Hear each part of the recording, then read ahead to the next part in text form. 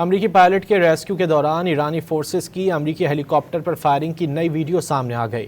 Operation کے دوران ایران نے 2 امریکی C-130 طیارے اور 2 ہیلی کاپٹروں کی تباہی کا دعویٰ کیا تھا۔ امریکی پائلٹ کے ریسکیو کے دوران ایرانی فورسز کی امریکی ہیلی کاپٹر پر فائرنگ کی نئی ویڈیو سامنے آ گئی۔ آپریشن کے دوران ایران نے 2 امریکی C-130 طیارے اور 2 ہیلی کاپٹروں کی تباہی کا دعویٰ کیا تھا۔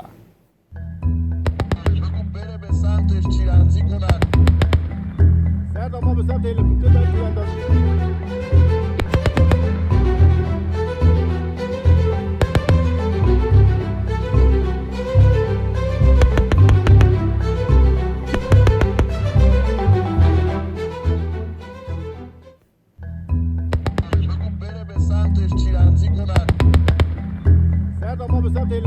می‌اندازیم.